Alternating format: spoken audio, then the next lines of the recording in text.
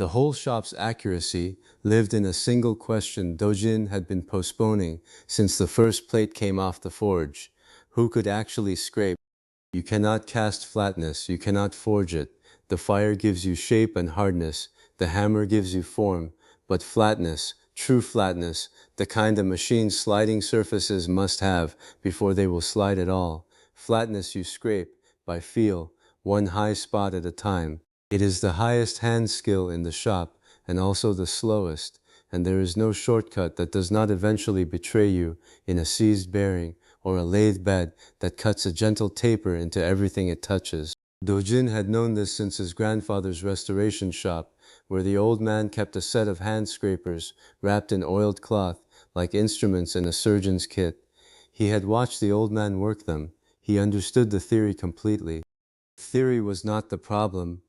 He set the scraper against the test plate and worked a stroke, keeping his wrists low, letting the tool cut rather than push. The motion was correct. The angle was correct. He had read every description of the process he could reconstruct from memory and had reasoned out the rest. And yet, watching the marking paste afterward, he could see that his feel was ordinary. He corrected the high spots the paste revealed and introduced new ones. He corrected those and found he had merely redistributed the error. He could scrape a surface to a workable standard, well enough for rough fits, well enough for some purposes, but the highest level of the craft was not about knowing where the high spots were.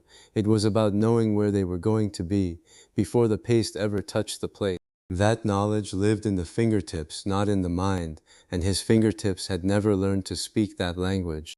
He could scrape well enough, but scraping at the highest level isn't theory, it's feel, and feel was never his gift. Seo-rin had improved the marking medium since the early days of candle soot and guesswork. The paste she mixed now was finer ground, more consistent in its transfer, and it showed the high spots with a crispness the old soot never managed. She demonstrated against the master plate for the cohort, pressing the work surface down and lifting it cleanly, letting them see the bright smears where metal had kissed metal. Wherever it touches the true plate, it marks, she said, studying the transfer with the focused attention she gave to anything countable. Those marks are the lies in the metal. Scrape the lies away. The cohort bent over their test pieces with genuine effort. Mok Jae attacked his with the concentration of someone who believed that trying harder was the same as trying better, his strokes too long, his pressure uneven. He lifted the piece, checked the paste, and stared at the result with an expression that moved through confusion into something approaching personal offense. I scraped exactly where it marked, and now it's worse? He turned the piece over as if the answer might be on the back. How is it worse? No one had a satisfying answer for him. The truth, that scraping changes the geometry of the surrounding surface even as it removes the immediate high spot, and that understanding those secondary effects requires a spatial intuition that most people simply do not develop, was accurate but not useful. You either had the feel, or you spent years building toward a pale version of it. The cohort was competent, willing, and in most respects quick to learn, but the paste told the same story on every plate. The high spots migrated, multiplied, refused to resolve. The shop had a bottleneck, and the bottleneck was this. Cho Yeong had been standing at the edge of the group, watching. She had not yet picked up a scraper. When she finally did, she turned the test piece over in her hands for a moment, with her eyes closed, her fingertips moving across the surface in a slow pass that looked almost like she was reading something written there in a script no one else could see. Then she began to scrape. She worked without checking the paste. The strokes were short and placed with a deliberateness that was entirely unlike the rest of the cohort's effort. Not hesitant, but considered, each one landing exactly where she had already decided it needed to land. When she finally pressed the piece to the master plate and lifted it, the transfer was nearly even across the whole surface. She studied it for a moment, made 3 more strokes, and checked again. The marks help the others, she thought, turning the piece in the light, but I can feel it under my fingers before the paste ever touches it. Do-jin watched from across the bench and said nothing for a long moment. In an afternoon she had gone further than he had in years of intermittent practice. not further along the same road, further in the way that meant she was on a different road entirely, one that led somewhere he was not going to reach. He recognized it the way you recognize a clean measurement, without argument, without negotiation, just the number the instrument gives you. I'm the seed, he thought. I was never meant to be the tree.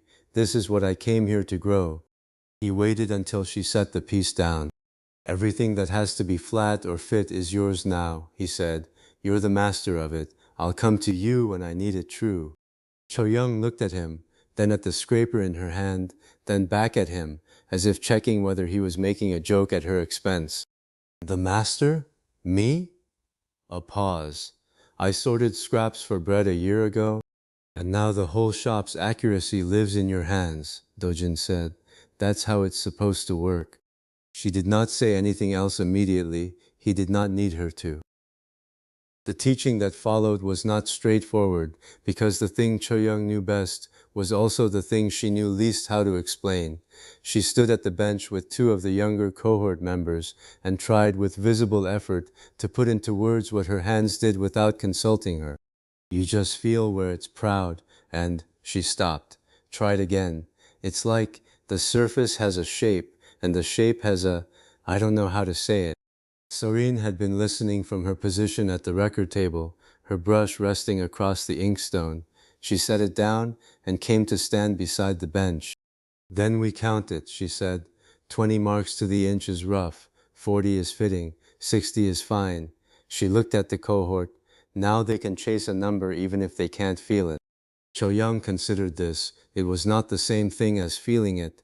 The marks per inch count was a consequence of the skill, not the skill itself, but it was a target you could pursue without the intuition, and pursuing it would build some portion of the intuition over time. It was the unteachable made transferable, or at least approachable, a ladder built out of measurement for the people who couldn't yet fly. The cohort responded to the count.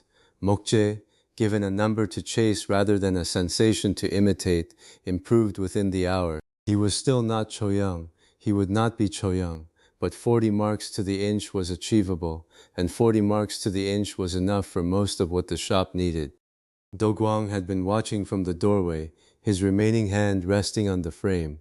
He had the stillness of someone who had learned to observe without commenting, a habit the injury had perhaps accelerated. He watched Cho Yeong work through 2 more demonstration pieces, watched the cohort follow her corrections, and then he spoke. Never once saw a pair of hands like yours. His voice was even, the way it always was, not warm exactly, but without the edge it sometimes carried. The court throws away gold and calls it rubbish. A pause. Good thing we collect rubbish here. It was for Do Gwang a speech. The surface plate she finished that evening was the proof of it. She had been working from the master plate, the reference surface that Do-jin had scraped to the best of his ability in the early weeks, the standard everything else was measured against.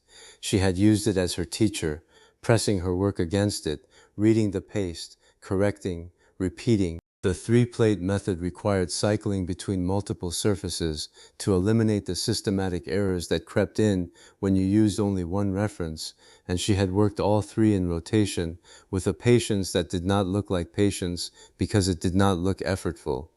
When she checked the finished plate against the master, the transfer was more even than the master itself.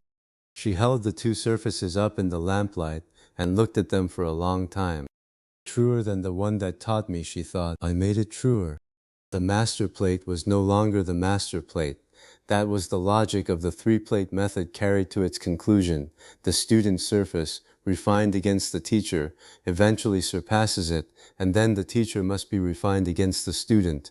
The reference propagates upward. The standard improves. She had understood this as a process, but understanding it and being the one who made it happen were different things, and she stood with both plates in her hands for a moment longer than strictly necessary before she set them down.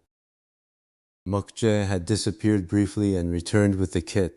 It was not elaborate, a canvas roll of scrapers in graduated sizes, a set of measuring stones, a leather apron of the kind the senior workers wore, the whole assembly tied with a cord and presented with the formality of someone who had thought carefully about how to do this and was now slightly embarrassed by having thought carefully about it. "You look like a real master," he said, which came out louder than he had intended. Cho Yeong looked down at herself. The rag layer she had arrived in, the indefinite garment that had been simultaneously shirt, coat, and evidence of circumstance, it went into the bin without ceremony. The apron went on. The canvas roll went onto the bench beside the surface plates. "I am a real master," she said. Then, after a moment, "Say it again, though." Mok Jae said it again. Later, when the lamps had been trimmed down and most of the cohort had gone to the sleeping quarters, the two of them sat near the forge mouth where the residual heat was still enough to take the edge off the night air. The forge itself was banked, breathing slowly, the coals a deep orange under their ash blanket. "Did you ever think back in the square?" Mok Jae started and then did not finish the sentence because the sentence was obvious. Cho Yeong looked at the forge for a while. "He gave us room, Jess," she said finally. "That's the thing nobody else ever did. Not instruction, not charity, not a bargain with conditions attached. Room, space to find out what was in your hands that you had not known was there, because no one had ever given you a surface flat enough to work on." She did not elaborate, and Moxie did not ask her to. Do-jin was at the far bench, turning a problem over in his mind the way you turn a casting over looking for the flaw.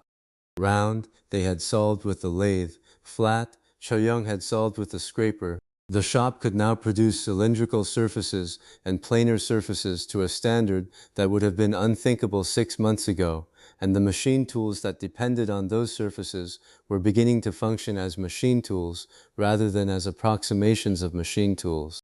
But a true thread was something else. The lead screw, the screw that would drive the lathe carriage and allow the lathe to cut other screws, required a thread accurate enough to be its own reference, which meant you needed an accurate thread to make an accurate thread, the same trap the lathe had been, the same trap the surface plate had been before the three-plate method dissolved it. Every bootstrap in this sequence had the same shape. You needed the thing to make the thing, and the way out was always the same. Find the process that generates accuracy from repetition and comparison, rather than from a pre-existing accurate reference. "Round we solved," he said, to no one in particular, or perhaps to the problem itself. "Flat she solved. But a true thread, that's the same trap as the lathe, all over again." He set down the piece of stock he had been turning in his hands. Time to climb out of it the same way. The forge breathed. The lamps held their small circles of light against the dark.